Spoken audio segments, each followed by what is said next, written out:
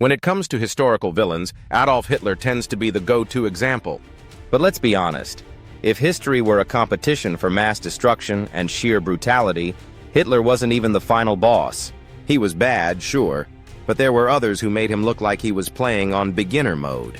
Some of these guys turned conquest, oppression, and genocide into an art form, causing devastation that lasted centuries. So let's take a look at 10 historical figures who were running the dictator playbook long before Hitler even picked up a pen, and remember to like and subscribe if you want more hard-to-believe and amazing facts. First, we have Genghis Khan, the original wrecking ball. If you lived in the 13th century and saw the Mongols coming over the horizon, congratulations, you had about 5 minutes to live. The man built the largest contiguous land empire in history, but he didn't do it through politely worded emails. His military campaigns resulted in an estimated 40 million deaths, which back then was roughly 10% of the entire world's population. Whole cities were wiped out so thoroughly that some regions didn't recover for centuries. He was so effective at population control that there are theories he may have contributed to global cooling. Yeah, the man altered the climate by depopulating continents. Then there's Leopold II of Belgium, a guy who somehow managed to make European colonialism even worse. You'd think owning an entire country as a personal business venture would be enough, but no.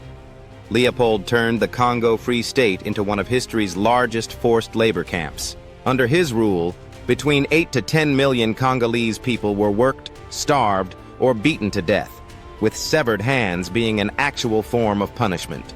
The kicker? He never even set foot in the Congo. That's right. He outsourced his crimes like the worst kind of middle manager. Now let's talk about Joseph Stalin, a man who basically looked at Hitler's body count and said, "Cute, but I can do better." Stalin took paranoia to Olympic levels, executing not just his enemies but also his allies, his generals, and occasionally just random people who looked at him funny. His forced collectivization policies led to the Holodomor, a man-made famine in Ukraine that starved millions, while his purges sent countless more to the Gulag.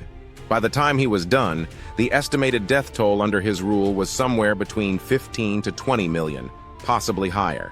And yet, despite all this, he still managed to be the guy the Allies worked with in World War II. If Stalin was brutal, Mao Zedong was catastrophic. His great leap forward was less of a leap and more of a faceplant into famine. His policies, which forced rapid industrialization and collectivized farming, led to the deaths of 45 million people in just 4 years. To put that in perspective, that's like wiping out the entire population of California twice. Then he followed it up with the Cultural Revolution, which added another one to 2 million to the death toll while also wrecking China's cultural heritage. Say what you want about historical legacies, but accidentally starving more people than a world war is not a great one. Now meet Tamerlane, Timur the Lame, the man who took over the Mongol Empire's scorched earth policies and said, "I can do worse." He was so into mass destruction that he would leave piles of skulls outside conquered cities like a real-life horror movie villain. His conquests in the late 14th century may have wiped out as much as 5% of the world's population at the time. He once conquered Baghdad and had 90,000 people beheaded just to send a message. Subtlety? Never heard of it. If you think things couldn't get worse, enter Pol Pot, a dictator who looked at the phrase Year Zero and decided to make it as literal as possible. He led Cambodia's Khmer Rouge in the late 1970s and promptly began one of the most insane social experiments in history. Cities were emptied overnight, intellectuals were executed, owning glasses was enough to get you killed, and the country was turned into a forced labor camp. By the time his regime collapsed, a quarter of Cambodia's population was dead, around 2 million people, making it one of the deadliest genocides per capita in history.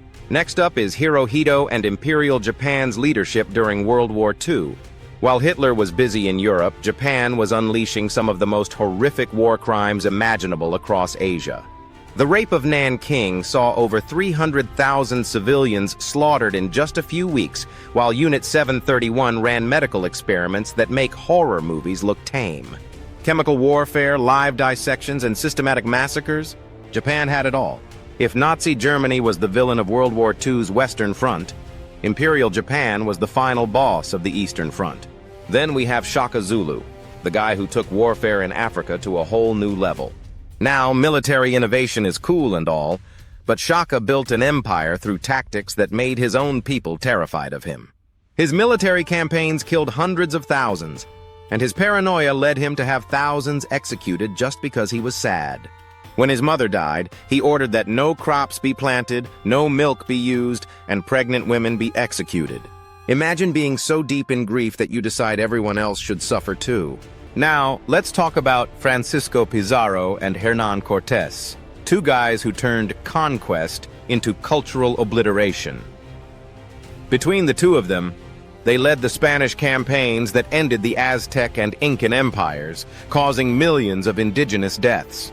Not only did they bring violence, war, and forced labor, but they also introduced smallpox, which wiped out 90% of the native population. Conquering people is one thing. Accidentally introducing biological warfare before it was even a thing is another level of historical disaster. And then, for the grand finale, we have the transatlantic slave trade. Not one person, but a system that lasted for over 400 years, enslaving and killing millions while devastating entire cultures.